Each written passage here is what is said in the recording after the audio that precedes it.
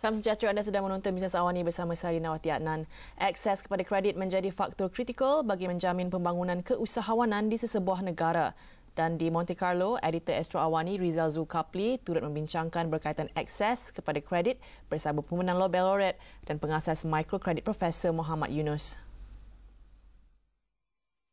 Anda bersama saya Rizal Zulkapli dan saya kini bersama dengan Profesor Muhamad Yunus, Nobel Laurette dan juga pengasas Mikro Kredit membincangkan tentang kepentingan bantuan kewangan untuk usahawan. Hi Prof, thank you for joining us today. Hello. Now, we have just a few questions, very few questions. I think first of all is the importance of the access to microcredit when it comes to creating or building that community and making them able to survive and move forward. How important is this, and what are countries around the world which you see can use more of microcredit? Financial service is a very important thing for people, particularly for the poor people. Unfortunately, conventional banks don't reach out to them. So as a result, bulk population of the world is deprived from financial services. You need a dollar in your hand to catch a new dollar. You cannot catch a dollar with empty hand, but nobody gives you the first dollar so that you can catch the next dollar. That's the problem of poverty. That's the problem of unemployment in many, many places. And I'm very happy Malaysia was the first country which replicated Grameen Bank, Amana Ikhtiar Malaysia. Yes. And then gradually it spread in many other countries like in Philippines and Indonesia and so on. So it has a tradition of involving itself, Malaysia itself, involving itself in microfinance. And now the idea is spread, and many other countries are doing that. All over the world is being done. We are promoting the idea of social business. We had the Global Social Business Summit in Kuala Lumpur in November last year.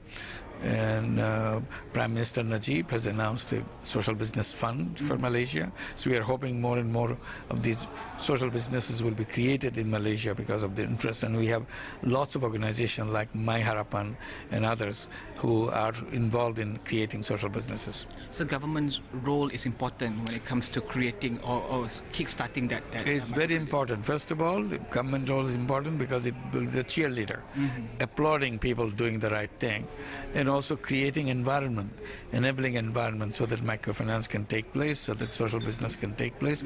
Like the Malaysian government has decided to create that social business fund, which can be independently operating to support social business ideas and make those things happen and excite and inspire young population that we can solve the problem of the country and problem of the world.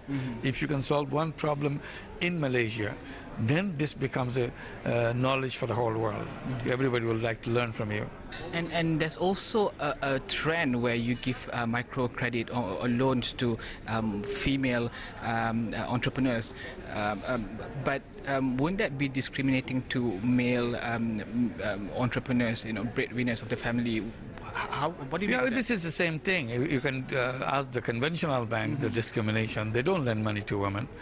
Most of the places, I don't know what the situation in Malaysia, because in Malaysia, women play a very important role everywhere, in education, in government services, and businesses, and so on. So that is very common.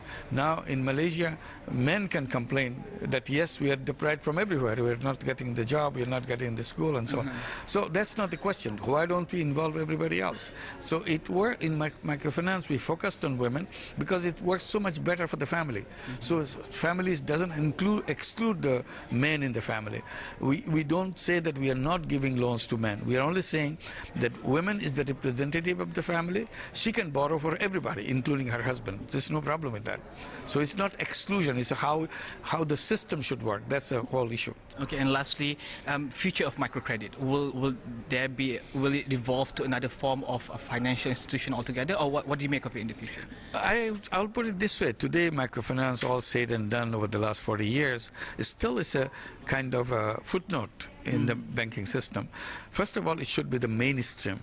It will be the most important part of the banking because it deals with the human life, transformation of human life. So this should be getting that importance in institutional terms, in policy terms, in also in action terms. So that's one thing that we have to do.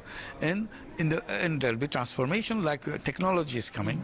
That technology will bring a lot of changes in microfinance and everything that we do, because money can be reached anywhere instantaneously, because you don't have to really carry cash the way we used to do it in the past. So here it can be just a click of your button and money is transferred to wherever you want, like your repayment, like your savings account, like your loan account, everything will be. So a lot of these things, distance will not be a barrier anymore because of the technology. And technology will bring a lot of other services along with the microfinance. So it will be stronger than it in the past. Thank you very much, Profesor Yunus. Thank you very much. Today, Profesor Muhamad Yunus, Nobel Laurette dan juga pengasas Mikro Kredit bersama kami di Astro Awani bersama saya Rizal Zulkapli dan juga juru kamera Hairul Wildan dari Monte Carlo.